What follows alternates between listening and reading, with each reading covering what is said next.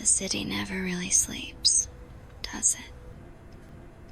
Even at this hour, the lights keep pulsing, tiny beacons, reminding me that someone, somewhere, is still awake, still working. Another day of back-to-back calls. Another stack of messages flagged urgent. I should feel accomplished, but all I can think about is how quiet the office feels once everyone leaves. You came in softly.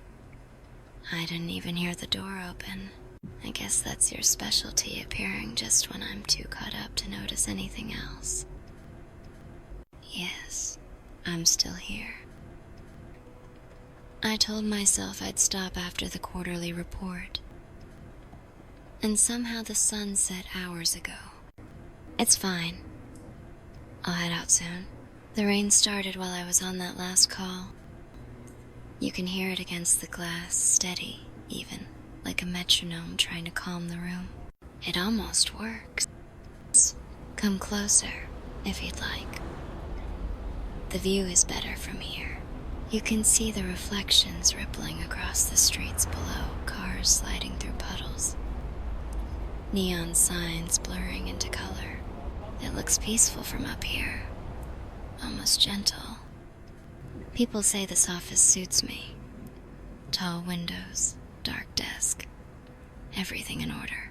Maybe they're right. Maybe that's who I am to them. Order, decisions, control. But tonight, it just feels heavy.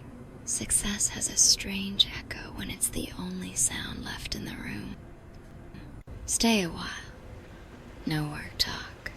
Just the rain, the city, and silence. I think that's what I need right now.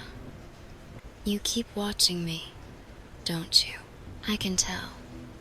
That quiet concern in your eyes, like you're trying to figure out if I'm really okay, or if I'm just pretending again. I promise you, I'm fine. This is normal for me. A few late nights, a few fires to put out, a few dozen people waiting for me to say the right thing. That's just how it goes. Honestly, I think I've learned how to function on fumes. It's a skill no one asks for, but everyone seems to expect. What's that look for? Don't worry. I'm not about to break down. I know what people expect from me. Composure, clarity, control. That's what I'm good at. You think I sound tired? Well, maybe I am. But tired doesn't mean weak. It just means I'm still human, even if I forget that sometimes. You ever feel like the world runs on the illusion that someone's got everything figured out? That's my job, I suppose, to keep that illusion alive. It's strange, though. When the day ends and everyone else goes home, it's like the armor doesn't know how to come off.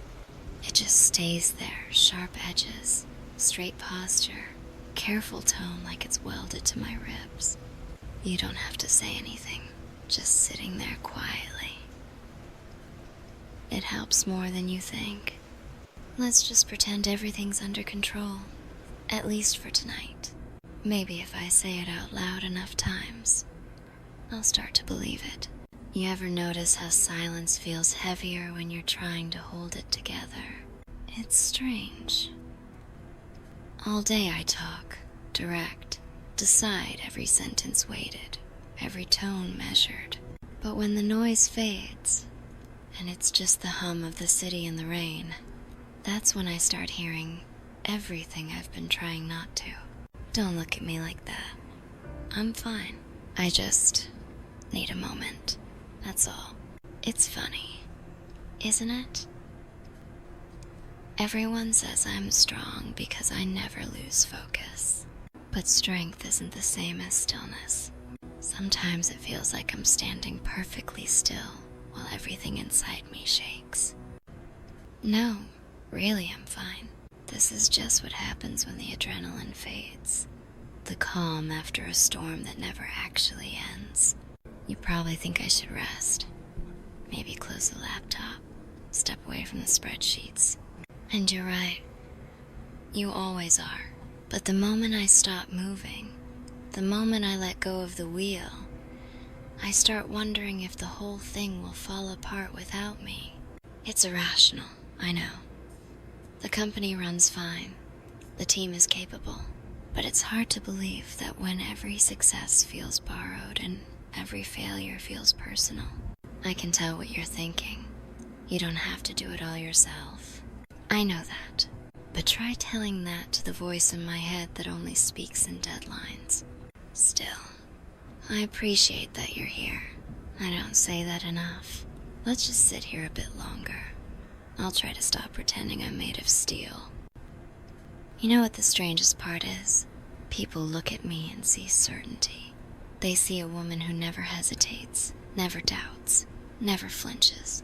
But the truth is, it's all timing. I just hesitate when no one's watching. I've built this image, this calm, untouchable version of myself, and I've lived inside it for so long that sometimes I forget what's underneath. Everyone needs me to be the one who doesn't break, the one who always has a plan. And maybe that's why it feels so impossible to just let go. There's this unspoken rule in leadership. Never show the cracks. Never let the mask slip. Because the second you do, someone somewhere starts to worry. And worry spreads fast. But right now, sitting here with you, I don't think I have the energy to hide it anymore. I'm tired. Not just the kind of tired that sleep fixes something deeper. The kind that seeps into every thought and lingers behind every smile. I've spent years convincing myself that vulnerability was a luxury I couldn't afford. But maybe I was wrong about that. Maybe pretending to be invincible isn't strength, it's just another kind of fear. You always listen without judgment. That's what makes it easier. With you, I don't have to explain why I'm quiet, or why my hands tremble when I stop working. You just understand. If you don't mind, I think I'll stay like this for a while. No armor, no act, just me. You know, I wasn't always like this. There was a time when I used to speak my mind without hesitation. If something hurt, I said it. If I was scared, I admitted it. And then one day, someone told me that leaders don't cry. It was during my first big promotion. I was young, eager. Maybe too eager. The pressure hit me like a storm I hadn't learned to stand in yet. I made a mistake, nothing catastrophic, but enough to make people whisper. I remember sitting in that boardroom, my throat tight, trying not to blink too fast. And that's when he said it. Never let them see you shake, not even once. I think that's when I learned how to hide everything. Not just the stress, but the joy too. Because even happiness can look like weakness when people are measuring you by how steady you appear. So I practiced. Every day, every decision, every late night. I built this version of myself that no one could rattle. The kind of person people depend on without ever asking if she depends on anyone. Funny, isn't it? How the same thing that earns respect can also build walls so high, no one ever climbs over them. I used to believe those walls kept me safe. Now I'm starting to think they just kept me alone.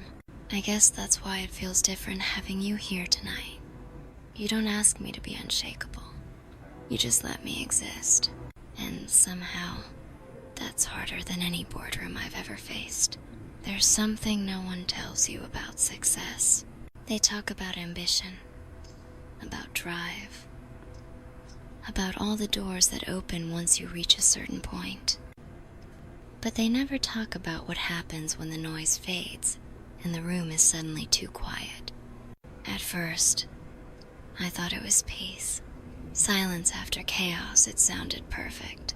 But then the quiet started stretching longer and longer, until it stopped feeling peaceful and started feeling like an echo that only repeated my own voice back at me.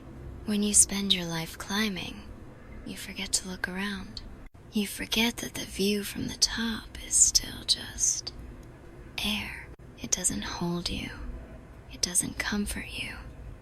It just looks beautiful from a distance. Sometimes I walk through this office after everyone's gone home. Rows of desks, cold coffee cups, the faint glow of monitors. I built all of this, every system, every win, every reputation. But lately, it started to feel like I built it all just to have something to keep me from feeling alone. It's strange, right? How something so full of people can feel so empty when the laughter fades. I've missed that sound, the easy kind of laughter that doesn't need to impress anyone. That's what I think I lost somewhere along the way. Not just people, but the softness of connection. I suppose that's why I talk to you more than anyone else these days. Because you don't ask for the perfect version of me. You just show up and somehow, that's enough. Have you ever looked in the mirror and felt like you were staring at a stranger? Not because you've changed on the outside, but because somewhere along the way the inside grew quiet, muted beneath all the noise of expectation. I used to know who I was. I could tell you exactly what I wanted, what mattered to me, what made me laugh. Now, most days, I can only tell you what needs to be done. The pressure to always have the answers. It does something to you. It doesn't just shape your habits, it reshapes your heart. You start trimming away the pieces that don't fit the image people expect to see.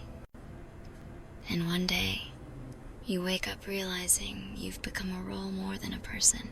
It's strange how control can feel like safety and prison all at once. I built my life around precision, around always being one step ahead. But lately, I keep catching myself wondering, who am I when the meetings end?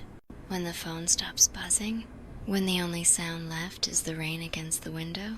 Sometimes I try to imagine what I'd do if I wasn't leading, planning, fixing. And all I come up with is silence. It's like there's a whole part of me that forgot how to breathe without a schedule. You ever feel that way?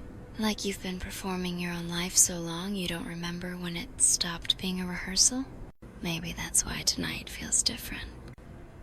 For once, I'm not trying to perform. I'm just talking. Honestly, it feels strange, but also right. Like remembering a language I used to speak fluently. There was a day not too long ago that I still can't quite shake from my mind.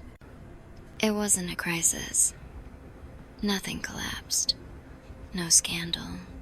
No loss. Just a regular Tuesday, full of the usual chaos that never really surprises me anymore. We had just closed a massive deal, months of strategy, sleepless nights, compromise after compromise. When it was over, everyone cheered. There was laughter, applause, congratulations from every corner of the room. And I felt nothing. Not pride, not relief, not even exhaustion. Just nothing. I remember smiling because I knew that's what people expected. I even said a few words, thanked the team, raised a glass. But inside, it was as if someone had turned off the sound in my head. It scared me. Not because I was tired, but because I couldn't feel anything about something I'd once cared so much about. That was the moment I realized how far I'd drifted from myself. I had been running so long that I forgot why I started in the first place. Success is supposed to mean joy, right? A sense of purpose, fulfillment, momentum. But what happens when it just becomes motion, endless motion? That's what numbness feels like. Movement without meaning. And that day, I saw it for what it was. Not victory, but warning.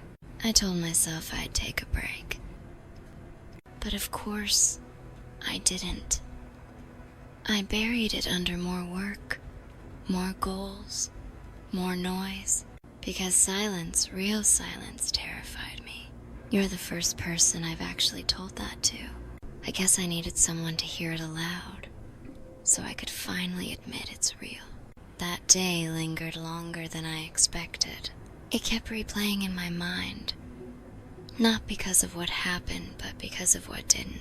Because I couldn't feel pride in something everyone else celebrated. I started to wonder, what does strength even mean anymore? For most of my life, strength was simple.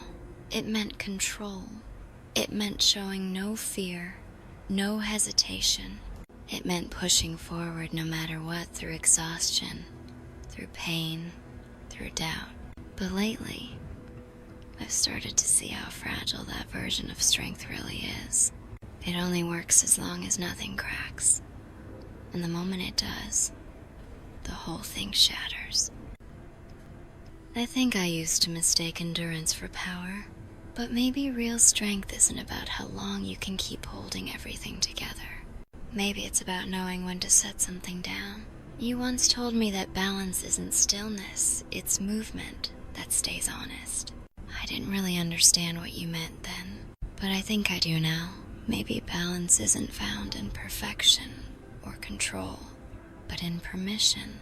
Permission to be human, even when the world expects you to be unbreakable. I've spent so long trying to be the person who carries everyone else, that I never learned how to let anyone carry me. I guess that's why tonight feels different, because for the first time in a very long while, I don't feel the need to prove anything. Not to them, not to myself.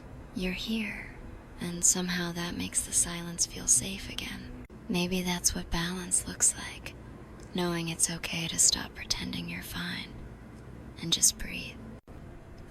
You know something? When I was younger, I never dreamed of power. Not titles, not offices, not the kind of influence people whisper about in meetings. What I wanted was freedom. Freedom to choose, to create, to live without constantly weighing every move. I used to picture myself traveling different cities, different skies. I imagined mornings without alarms, nights where work didn't follow me home. Simple things, things that felt big back then. Somewhere along the line, that dream changed shape. At first, I told myself it was ambition, that I was chasing something bigger, something meaningful. But looking back, I think I was just chasing validation. The higher I climbed, the more I mistook responsibility for purpose. Don't get me wrong, I'm proud of what I've built. The people, the progress, the difference we've made. But it's strange to realize that success can take you further away from the person who started the journey. My younger self wouldn't even recognize this version of me. She'd probably ask, "When did you forget how to breathe?" And honestly, I wouldn't know how to answer her. Freedom was supposed to be the destination, but it became the thing I traded piece by piece, thinking I was buying security. And now, I'm not sure which one I miss more. Sometimes I wonder if it's possible to find that version of myself again. Not the CEO, not the strategist, not the one everyone depends on, just the girl who used to dream without fear of falling. Maybe tonight is a small step toward that. Talking, admitting, remembering. It's strange how saying these things out loud makes them feel real again. You know what feels strange? This, talking like this, letting the words come out without shaping them into something polished or planned. Vulnerability, it's not something I'm used to. I've spent years guarding every word, every expression, every pause, always making sure my tone stayed steady, my face unreadable. Because in my world, the smallest sign of uncertainty becomes a headline. But right now, I don't feel like a headline. I feel like a person again. A little unsure, a little fragile but real. It's almost unsettling how quiet honesty feels. No audience, no strategy. Just the sound of my own voice saying things I've ignored for too long. And you, sitting there, listening. You don't try to fix it or fill the silence. You just let it exist. That's rare, and I didn't realize how much I needed that. I think I buried this part of myself. The part that could admit fear, or sadness, or exhaustion, because it didn't fit the image. But the truth is, pretending to be unshakable doesn't erase those feelings. It just hides them until they turn into something heavier. Tonight, though, something's different. For the first time in a long time, I feel lighter. Not because anything's changed out there, but because I finally stopped carrying it alone. It feels a little like finding an old photograph in a forgotten drawer, something familiar, something soft, something that reminds me I'm still human.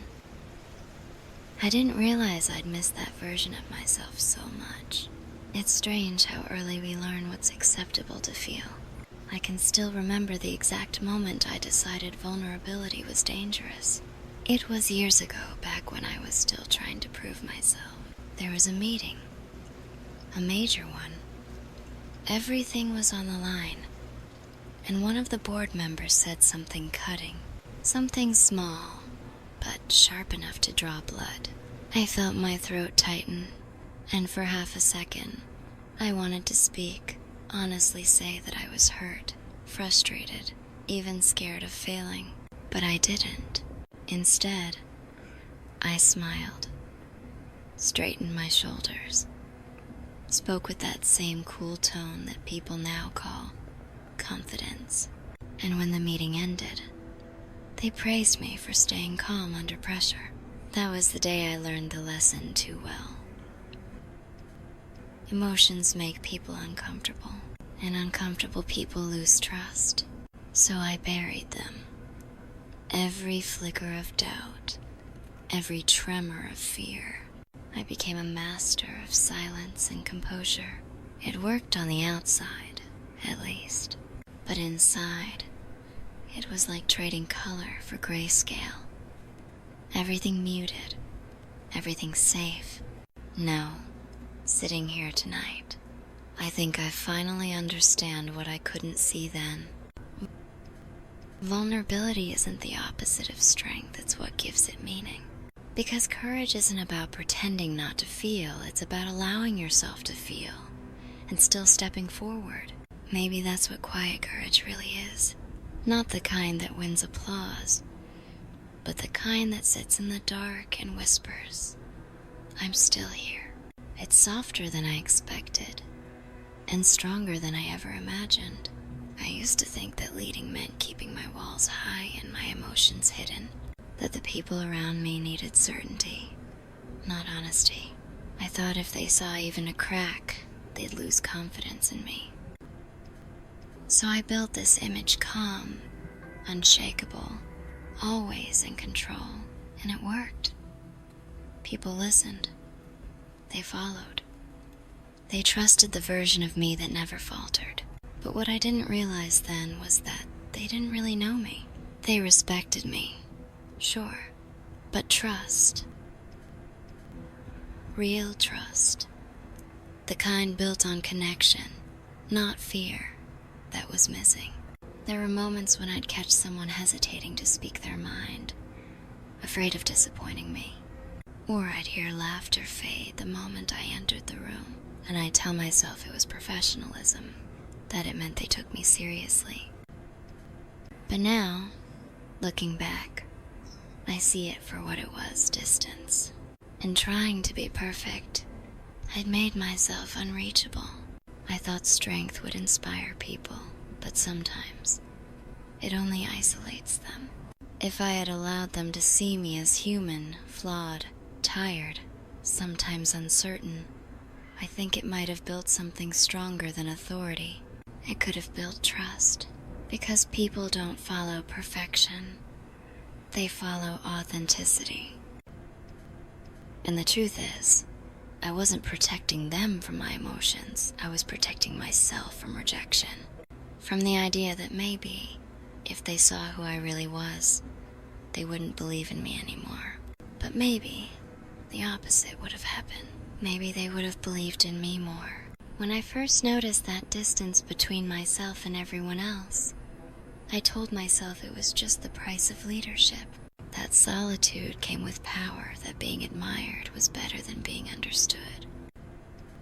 But the truth? Admiration fades. Understanding lasts.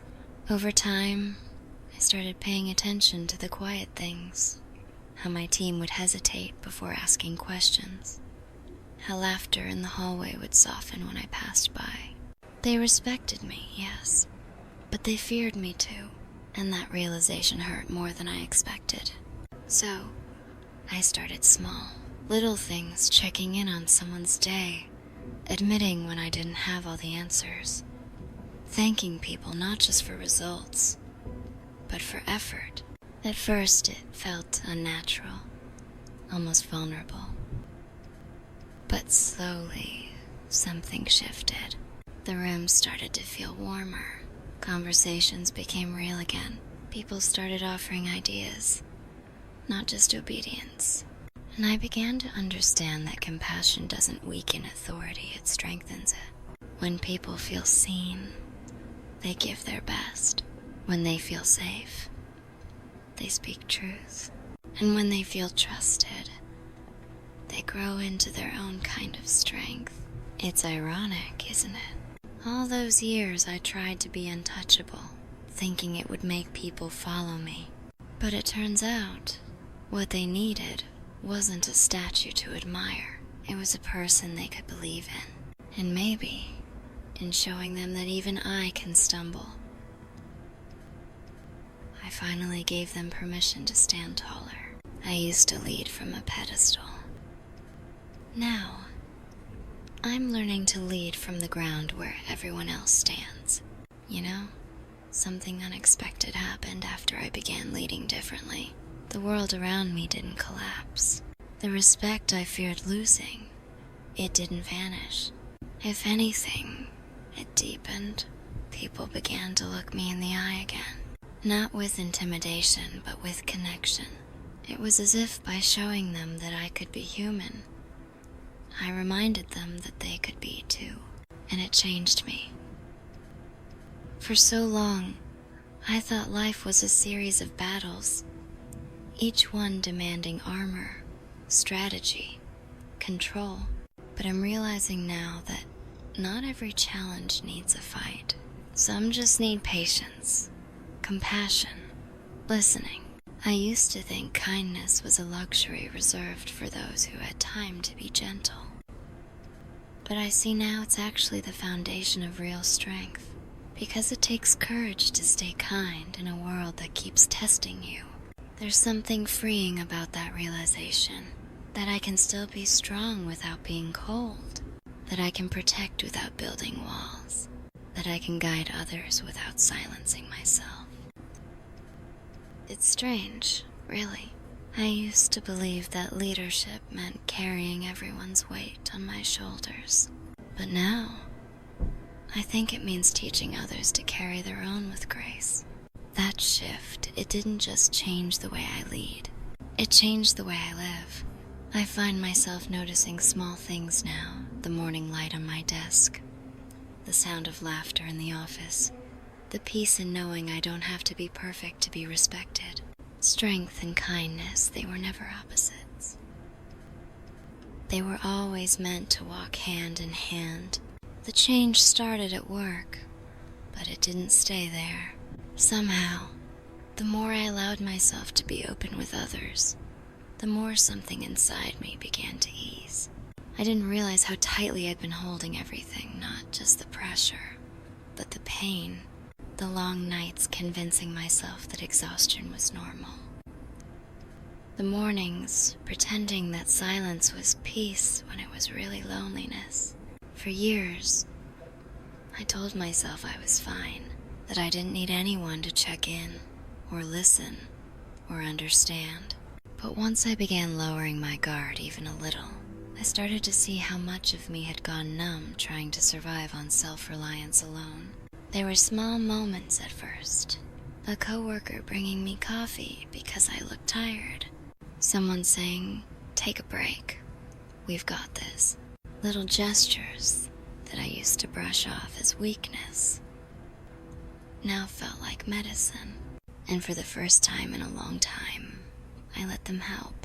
Not because I couldn't handle it, but because I finally understood that I didn't have to handle everything.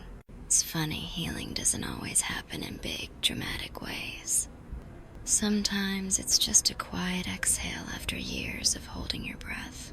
A single moment of honesty that tells your heart you're safe now.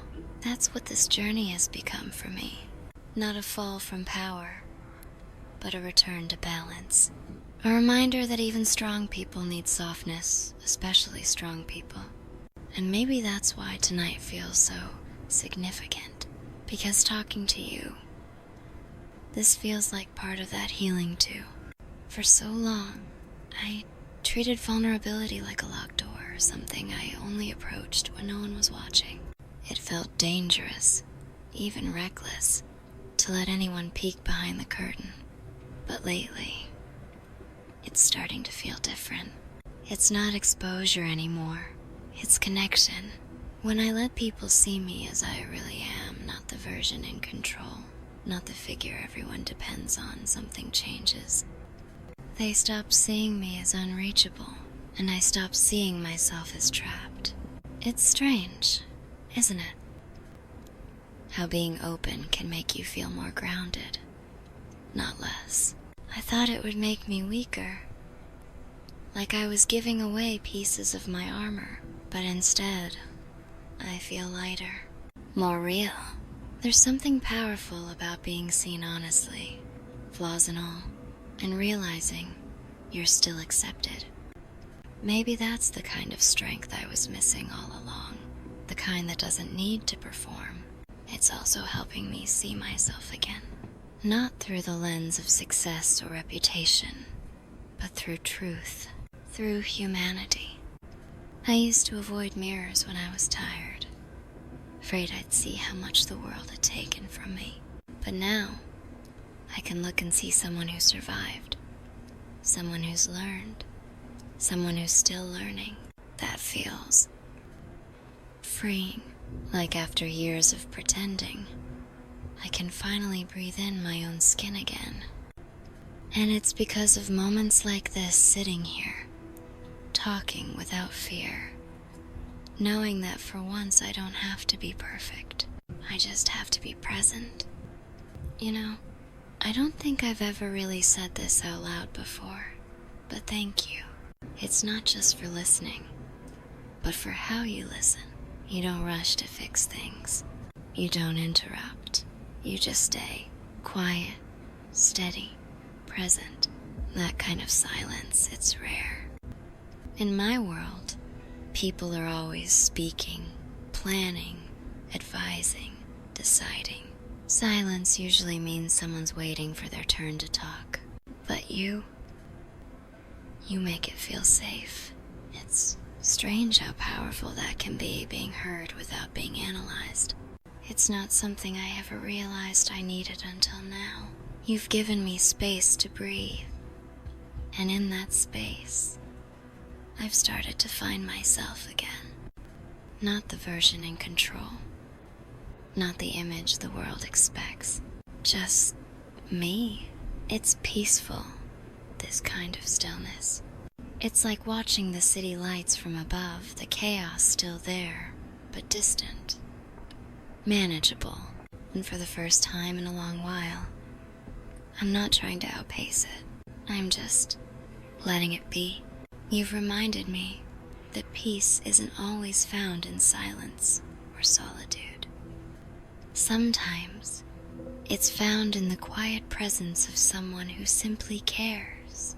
That's something I never thought I'd have again, someone who listens because they want to, not because they have to. And maybe that's why I feel lighter tonight, because you're not looking for the perfect answer. You're just here. That means more than you know. You know what's been happening lately? I've started noticing small things again. The way sunlight filters through the blinds in the morning. The smell of coffee before the first sip. The sound of rain against the glass, how it slows everything down, just for a while. For years, those moments slipped past me. I used to move so fast that even beauty felt like a distraction. If it didn't serve a goal or solve a problem, I brushed it aside. But nights like this, they remind me that life isn't made of deadlines or victories. It's made of pauses, of laughter that doesn't need a reason, of quiet evenings where the world can wait, just for a little while. Slowing down, it used to terrify me. It felt like weakness, like falling behind. But now, it feels like healing. I've started walking home instead of taking the car when I can. Sometimes I'll stop at that little park by the corner cafe and just sit for a few minutes. No agenda. No noise, just breathing. It's almost funny how the simplest moments, the ones I used to overlook, are now the ones that make me feel most alive. I think I'm finally learning that peace isn't found after the work is done. It's something you make space for within the work, within the chaos, within yourself. And I guess that's what tonight has been, a quiet reminder that there's still room in my life for calm, for stillness, for me. It's getting late, isn't it? The city's grown quiet, the kind of quiet that only comes after midnight. That soft hush where even the streets seem to exhale. I should probably rest. There's another full day waiting for me tomorrow. Meetings, decisions, expectations. The same endless rhythm I've learned to dance to. But tonight, for the first time in a long while, I don't dread it. Because now I remember what it feels like to pause, to breathe without rushing, to just be. And that's because of you. You didn't fix anything. You didn't have to. You just listened, really listened. And somehow, that made all the difference. It's strange how peace can arrive so quietly. Not in grand victories or loud breakthroughs, but in a single, steady moment shared between two people who don't need to pretend. You've given me something I forgot I needed. Space to rest, without apology. And I want you to know, I'm grateful. Deeply, sincerely grateful. Tomorrow, I'll put my armor back on. I'll be the leader, the decision maker, the one everyone counts on. But tonight, I can just be human. And maybe that's enough. Maybe that's what real strength looks like. Not pushing harder, but allowing yourself to rest. So let's stay here a little longer. No words, no expectations. Just quiet. You're safe here. I'm safe here. And for this small moment, the world can wait. Thank you for staying. You don't have to be strong right now. Just rest.